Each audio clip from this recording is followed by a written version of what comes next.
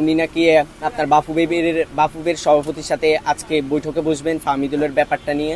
আমি এই বিষয়টা আসলে হামজা চৌধুরী আর সাকিব সাকিব ক্রিকেটের রাজা, আর এখন হামজা বাংলাদেশের রাজা। আমি মনে করি দুইজন দুই বনের রাজা এইরকমই ধরতে পারে। এই নিয়ে কি বলার, আমরা বাংলাদেশ হিসেবে বাংলাদেশের জনগণ হিসেবে খুবই লজ্জিত। এক হচ্ছে ক্রিকেটও সেম একটা অবস্থা, সিন্ডিকেটের কারণে আপনার ক্রিকেট থেকে অনেক প্লেয়ারকে বাদ দেওয়া হয়েছে বা খেলায় নেওয়া হয়নি, তাদেরকে সুযোগ দেওয়া হয়নি।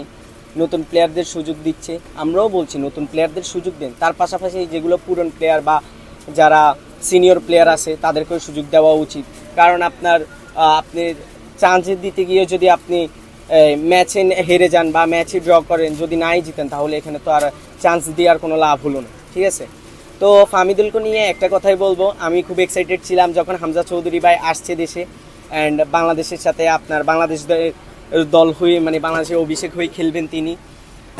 আর আরেকটাও এক্সাইটেড ছিলাম যে আমাদের ফাহমিদুল ইসলাম যে ইনি ইতালিয়ান ক্লাবে খেলতেছে, তো ওনাকে মানে উনিও জয়েন করছে হঠাৎ সৌদি আরবে এসে বাংলাদেশের দলের সাথে প্রস্তুতি ম্যাচও একটা খেললো। প্রস্তুতি ম্যাচে নাকি উনি হ্যাটট্রিক করছে, শিওর না, তবে এটাই শুনতেছি প্রস্তুতি ম্যাচে উনি হ্যাটট্রিক করছে।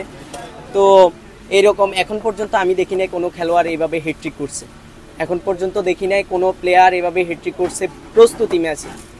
যাই হোক, আর ওর ড্রিবলিং স্কিল, শুধু একটা ভিডিও ভাইরাল হয়েছে সামাজিক যোগাযোগ মাধ্যমে, তো ওই স্কিলটা দেখেও অনেকে প্রায় আপনার এক্সাইটেড হয়েছে ওর খেলার প্রতি। তো যাই হোক, ফাহমিদুলকে আমরা দলে চাই। আজকে নাকি শুনলাম মানে কালকে আন্দোলন করলাম আমরা, যে যারা আন্দোলন করছে ধন্যবাদ তাদেরকে বিশেষ করে, আর যারা সোশ্যাল মিডিয়াতে তো আন্দোলন করতেছে তাদেরকেও ধন্যবাদ। অ্যান্ড আমরা আজকে শুনলাম আপনার ক্রীড়া উপদেষ্টা হাসান মাহমুদ ভাই, উনি নাকি আপনার বাফুবের সভাপতির সাথে আজকে বৈঠকে বসবেন ফাহমিদুলের ব্যাপারটা নিয়ে। তো আমরা এটাই চাই, ফাহমিদুলকে আবার দেশে ফিরিয়ে আনা হোক। ফাহমিদুলকে আমরা দলে চাই, ভারতের ম্যাচে চাই ফাহমিদুলকে। আমি এই বিষয়টা আসলে হামজা চৌধুরী আর সাকিব ক্রিকেটের রাজা, আর এখন হামজা বাংলাদেশের রাজা, এটা বলতেই হবে। সাকিব ভাই আসলে আমি সাকিব ভাইয়ের ফ্যান না হলেও সাকিব ভাইকে আমার পছন্দ, আমি তামিম ফ্যান, তবুও আমি সাকিব ভাইকেও পছন্দ করি, বাট আমি কাউকে ঘৃণা করি না। আমি বলতেছি যে হামজা সাকিব ভাইয়ের সাথে তুলনা করা একদমই উচিত না, এটা উচিত না। কারণ একজন ক্রিকেটার আরেকজন হচ্ছে ফুটবলারটাকে ফুটবলার সাইডে আপনার রাজা ধরেন, ক্রিকেটারকে ক্রিকেটার সাইডে রাজা ধরেন। আমি মনে করি এটাই। যারা ধরতেছে ভাই কী কারণে ধরতেছে এই জিনিসটা বুঝতেছি না, মাথায় ধরতেছে না। আমি মনে করি দুইজন দুই বনের রাজা এইরকমই ধরতে পারে। আমি আমার মতে বলতে চাই যে ফুটবল থেকে আপনার সিন্ডিকেটটা সরাতে হবে, সিন্ডিকেট জিনিসটা সরাতে হবে ফুটবল থেকে।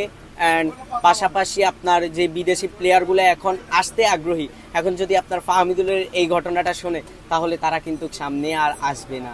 ঠিক আছে, তারা সামনে আর আসবে না। তাই আমি মনে করি আপনার যারা সম্মান পাওয়ার যোগ্য, ঠিক আছে, যারা আপনার বিদেশি প্লেয়ার, তাদেরকে সম্মান রেসপেক্ট করা আমাদের উচিত।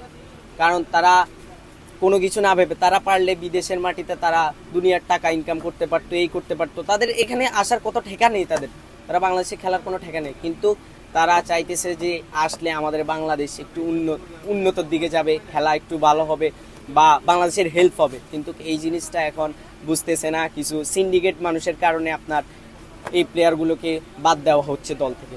তো আমি চাই যে তাদেরকে খেলার করুক। আরে ভাই কীভাবে বলবো, আমার বিশ্বাস করেন ভাই, ফাহমিদুলের জন্য অনেক খারাপ লাগছে। আপনার ফাহমিদুল যদি আসে, আরও অনেক বিদেশি প্লেয়ার আছে যারা মেসির সাথেও খেলছে, কুইন সুলিভান, ক্যাভেরা সুলিভান, এরা যদি বাংলাদেশে আসে তাহলে বাংলাদেশ অনেক প্রচুর এগিয়ে যাবে।